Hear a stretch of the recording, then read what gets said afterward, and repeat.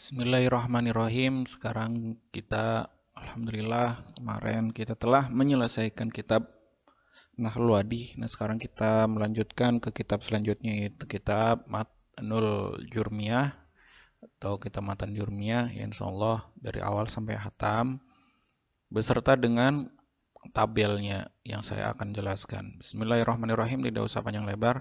Qala mu'alif rahimahullah wa nafa'ana bihi wa bi ulum fid dharain amin. Al-kalamu walaudul murakabul mufidul wad'i. Syarat bisa dinamakan kalam, yaitu yang pertama harus lafad, murakab, mufid, dan wadha'. Ketika tidak memenuhi syarat yang keempat ini, maka tidak bisa dinamakan kalam. Kemudian lafad itu apa? Ya, namakan lafad itu apa? Wa sautul mustamilu ala ba'di harfil hijaiyah, yaitu seluruh suara yang mengandung salah satu daripada huruf hijaiyah, maka ini dinamakan lafad.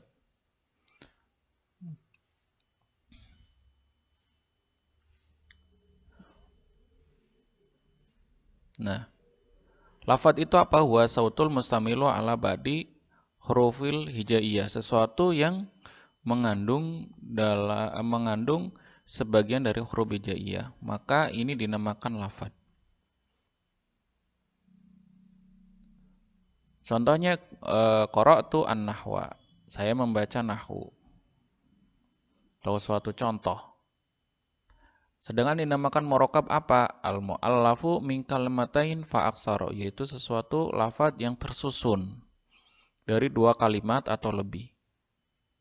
Sedangkan dinamakan mufid itu apa? Alladzi yahsunu sukut alaihi bihaitsu la yabqa as-sami'u muntadhiron al-mazid.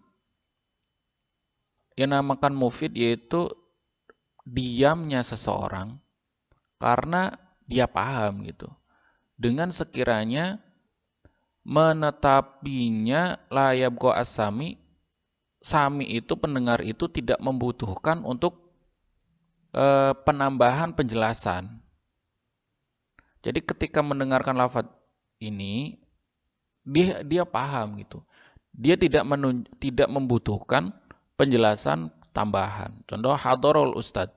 Tanpa penjelas tambahan dia sudah paham dengan berita hadharul ustad. Ustad itu hadir. Ada ustad gitu. Itu enggak usah diperpanjang, orang itu sudah paham gitu. Bil wad'i wa qasul mutakalim ifhamus sami'. Yang namakan al-wadha' adalah qasul mutakalim, sengajanya seorang berbicara, pembicara itu sengaja mengeluarkan pemahaman kepada sami'. Ini yang dinamakan wadha'. Jadi contoh qara'tu an-nahwa, ini sudah dinamakan kalam. Kenapa? Karena satu, merupakan suatu lafad. Lafad itu apa? Suatu suara yang diucapkan dan mengandung sebagian dari huruf hijaiyah. Dua, murakab. Murakab itu apa? Tersusun dari dua kalimat atau lebih. Sedangkan qara'tu ini tersusun dari tiga kalimat, yaitu qara'a, tu, dan an-nahwa.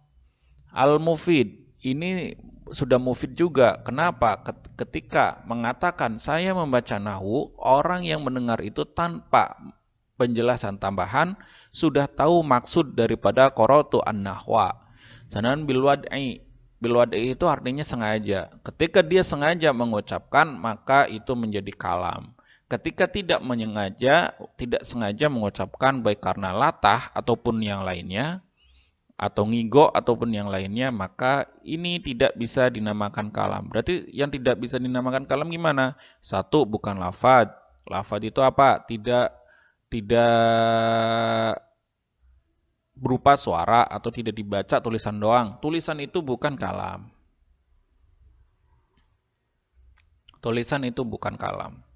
Kemudian intinya gini, jika salah satu syarat yang keempat ini gugur, maka tidak bisa dinamakan kalam.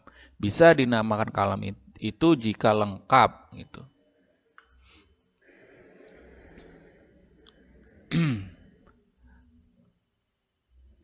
Al-mufid didduhu.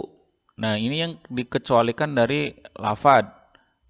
Al-lafzu didduhu, al-khot. Khot itu tulisan. Al-kitabah. Al-khot itu garis. Al-kitabah itu tulisan. Al-isyarah tanda. Tanda, pelang, itu isyarah.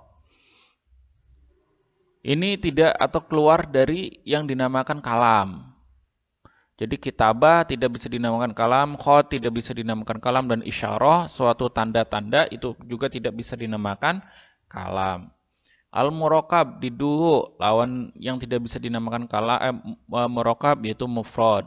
Kitab, daftar, madrasah, satu kalimat doang, itu tidak murokab. Sedangkan mufid, ghairul mufid, sesuatu yang tidak bisa dipaham. In hadarul ustad, apabila ustad hadir. Apabila ustadz hadir, nah ini pertanyaan. Kalau pertanyaan itu masih membutuhkan jawab. Nah, ketika masih membutuhkan kalimat yang lainnya untuk memaham suatu kalimat ini, maka tidak bisa dinamakan kalam. Bil wad'i didduhu ghairul maksud. Sesuatu bukan makdud ya. Ini kebanyakan dal, maksud. Sesuatu yang tidak dimaksud. Kalamin naim seperti halnya orang yang ucapannya orang yang tidur. Ucapannya orang yang tidur. Ini tidak bisa dinamakan kalam. Sudah cukup dari kami untuk muqaddimah atau pertemuan awal ini. Jika ada salah dalam penyampaian ataupun yang lainnya, kami meminta maaf sebanyak-banyaknya. Walafu minkum. Wassalamualaikum warahmatullahi wabarakatuh.